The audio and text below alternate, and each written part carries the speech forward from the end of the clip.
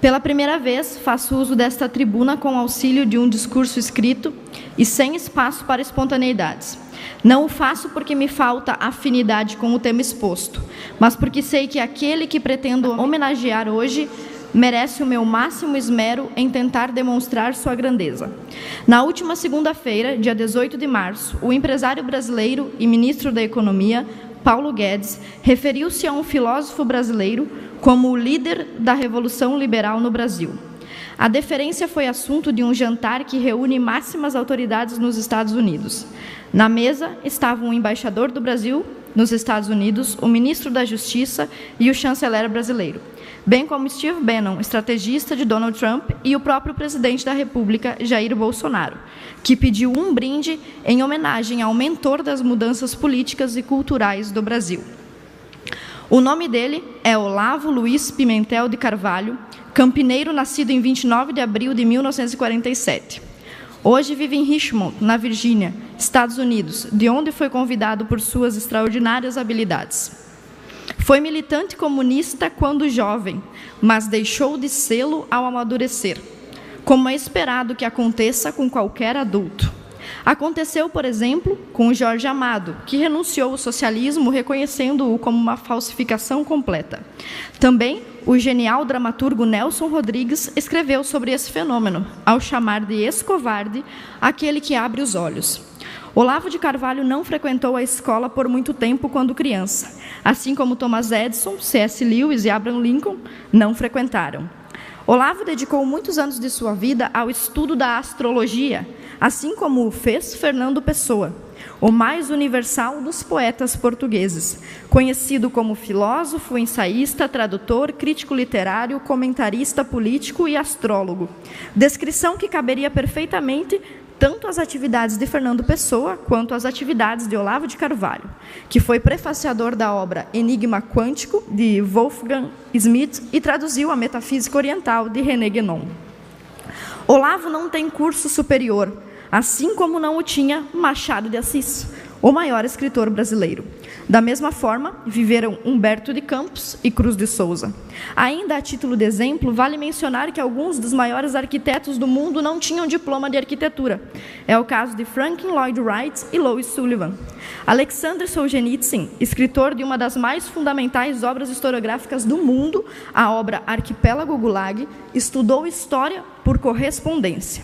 Refletindo a caminhada da vida desses gigantes incontáveis, Olavo de Carvalho se tornou professor de um curso online de filosofia que mudou o país.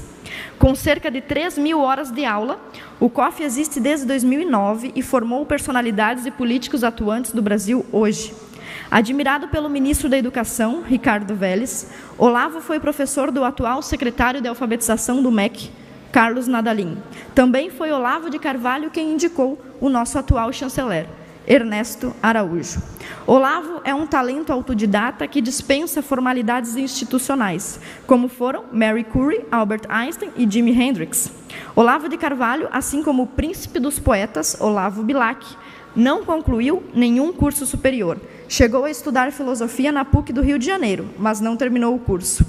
Mesmo sem precisar se submeter a essa vassalagem acadêmica, Olavo de Carvalho escreveu e apresentou 2 trabalhos acadêmicos: Estrutura e Sentido da Enciclopédia das Ciências Filosóficas, de Mário Ferreira dos Santos, e Leitura Analítica da Crise da Filosofia Ocidental, de Vladimir Soloviev.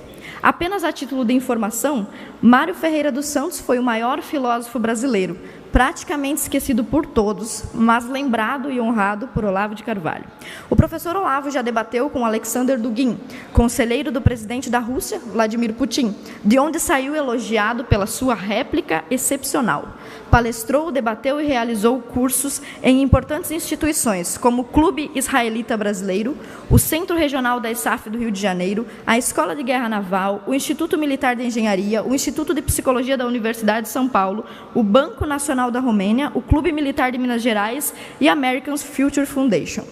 Autor de um livro que já vendeu sozinho mais de 300.000 cópias no Brasil, Olavo é escritor há décadas. Suas obras receberam elogios de vários intelectuais, entre eles o jornalista Paulo Franz e o economista Roberto Campos, que classificou Olavo como um filósofo de grande erudição.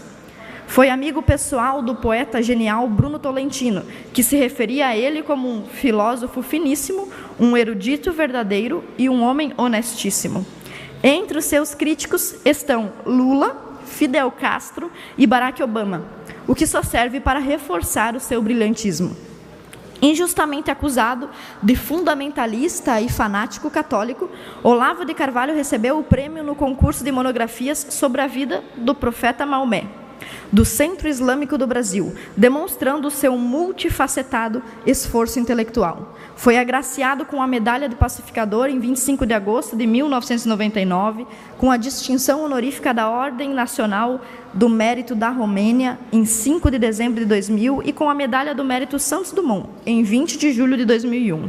Recebeu o diploma de colaborador do Instituto de Geografia e História Militar do Brasil e a Medalha Tiradentes. Conquistou o primeiro prêmio em um concurso sobre Ortega y Gasset, instituído pela Embaixada do Reino da Espanha em 1985. E também foi o primeiro prêmio em concurso de ensaios sobre a história islâmica, instituído pela Embaixada do Reino da Arábia Saudita em 1986.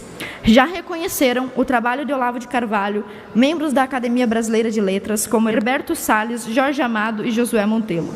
Entre outros que apreciavam suas obras, estão o filósofo italiano Romano Galef, o qual afirma que, pelos seus muitos trabalhos, deu prova cabal da sua cultura filosófica. E também o diplomata José Osvaldo de Meira Pena, que considera a obra de Olavo de Carvalho de um valor intelectual.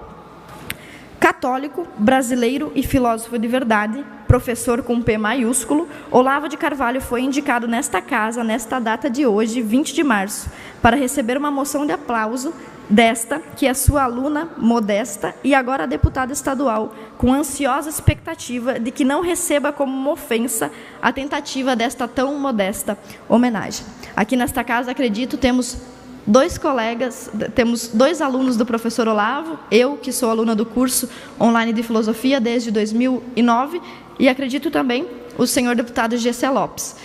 E em todo o Brasil, nós tivemos na última eleição inúmeros amigos olavetes, alunos do curso, eleitos deputados estaduais e federais. A parte é o colega Ricardo. Parabéns, Ana, pela aula. Né? E o professor Olavo, com certeza, é um dos intelectuais brasileiros mais respeitados da história, responsável não só pela formação básica, moral do governo, mas pela reestruturação do pensamento crítico, que muitas vezes não é permitido no seio universitário. E como ele foi perseguido nas universidades, assim como muitos de nós que temos um pensamento mais cristão, conservador, economicamente liberal e que muitas vezes em muitas universidades não encontra espaço, não encontra eco. Olavo tem razão em seus inúmeros livros. Parabéns. Obrigada. Para terminar, gostei muito da contribuição do Ricardo Alba, do deputado Ricardo. Resumidamente, deixo aqui as minhas palavras de afeto, admiração e amor inenarrável pelo professor Olavo de Carvalho, que agora não é mais reconhecido apenas pelos seus alunos, mas pelo presidente da República, pelo embaixador, pelos ministros e também pelas autoridades internacionais. Muito obrigada.